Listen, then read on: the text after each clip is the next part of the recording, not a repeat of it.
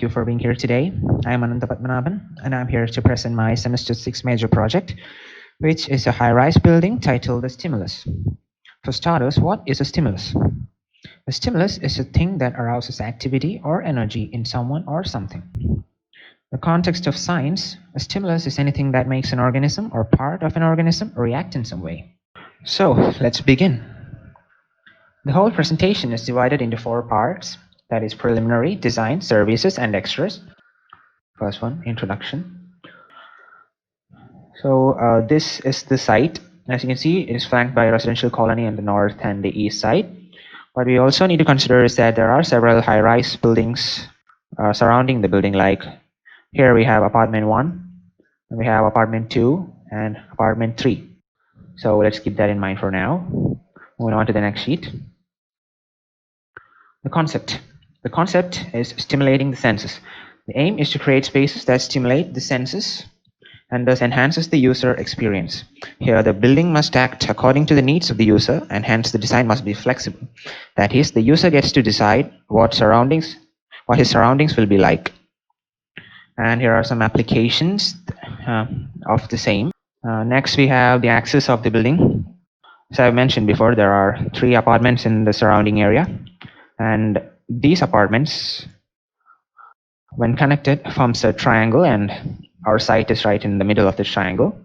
So I try to join the midpoints of these triangles to the opposite vertex, and I found something particularly interesting. That is, one of the apartment, that is apartment number 2, forms an axis with the Kili River, the river that flows through the southeast. And then I made this the main axis, and the secondary axis is perpendicular to it. In the form development, this base is derived from the axis that we mentioned before, and this will be the entrance side. This side is the entrance, so to make it more welcoming, I curved the entrance so that the user gets an experience like he's getting embraced by the building. And then I added a few extensions. This blue extension right here, this stands for these services. I've also provided a service entry from the back. I'll be discussing that in the site layout. Then on side facing the main road, that is this side, I made it a little more curved so as to provide maximum view from Jagati Junction and nearby buildings. And then the side facing the colony, I decided to give cascaded landscaping on that side, and that I'll be showing you in a minute. And the front area is also cascaded. Now, as we move up the floors, the floor area is decreased, and it shows, and that's how this cascading occurred. And this is the colony side that I've mentioned before. And then we have area program from case studies of the different groups. As I've mentioned, the entrance is from the far south end of the site. And upon entering, we can see this water body right here. And when we enter the building, we reach the porch.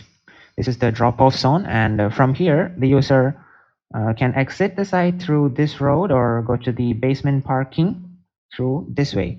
On entering the building, we have the common entrance lobby here, and from there, you can enter the car showroom and the restaurant.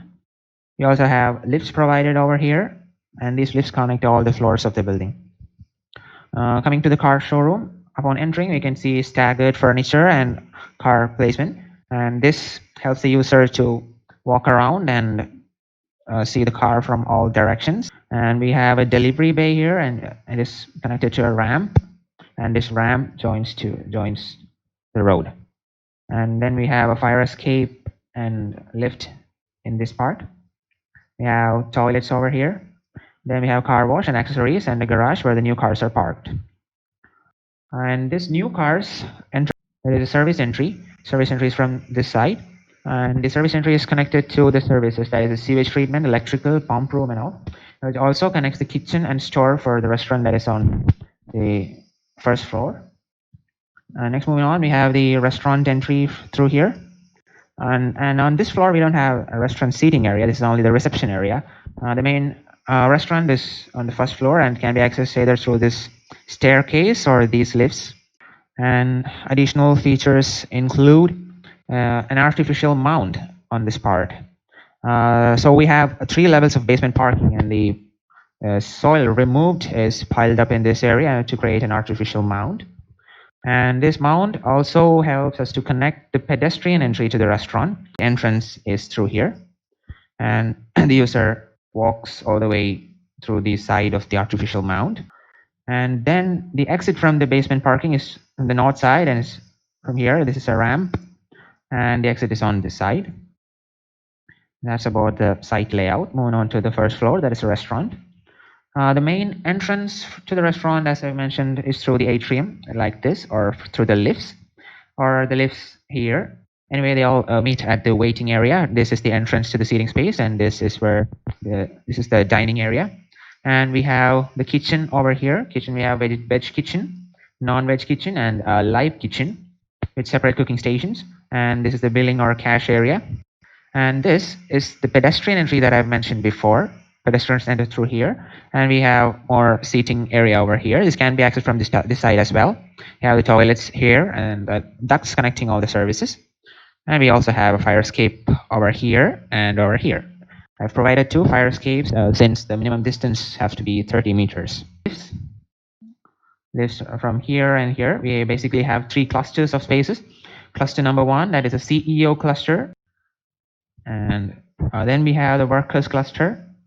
And this worker cluster consists of the working spaces of common employees. And then we have the managers cluster with the conference room, managers room, and lounge. That's about the office. So the general outline of the office area is common throughout the building. The only thing that changes is the size of the recreation area and the size of this informal gathering space. So other features include a celebration area for birthday parties and other celebrations. And then we have a dining area. We also have toilets in this place also. So yeah, basically we have toilets there. And then we have 3 levels of basement parking. This is a G-1 parking level. It is entered from the ground floor like this. And we have a total parking capacity of 92. And this is the parking layout. The car enters through here and exits through here, this direction.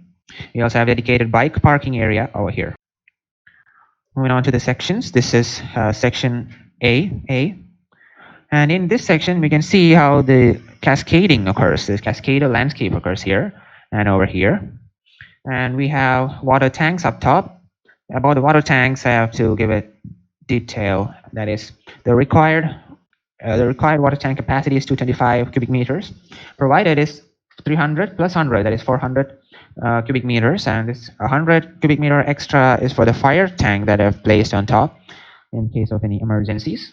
And in the next section, we can clearly see the cascading again. All these landscape are cascaded. This is done basically by using a sunken slab. That is, it is almost as 1 meter sunken. There, we need extra reinforcement to make this happen. And the maximum height of the building is at 3,745 centimeters. That is 37 meters. And this light well provides lighting to the atrium in case there is any landscape features inside it. Here also you can see the cascading and the hanging garden. Moving on to the next section. This is a section cut through the CEO cabin. Here also we can see landscaping there without the cascading. That is, these are arranged in a simple format. The services included are HVAC, sewage treatment, fire protection, vertical core, plumbing, and electrical systems. So this is the overall service layout of the building in 3D. And moving into the details, we have the HVAC layout. As you can see from the legend, we have exhaust pipe, inlet pipe, cassette AC outlet, ceiling AC inlet, and toilet exhaust. And these are marked at different parts of the plan. And next we have the electrical layout. That is basically where the switchboards are placed and what are the electrical fixtures. And here we also have a legend of it. Next we have the fire protection layout, and we have the main pipe running the perimeter of the building or the perimeter of the floor. And then we have the smoke detectors. These are smoke detectors, and we have sprinklers. Now we have the rendered elevations of the building.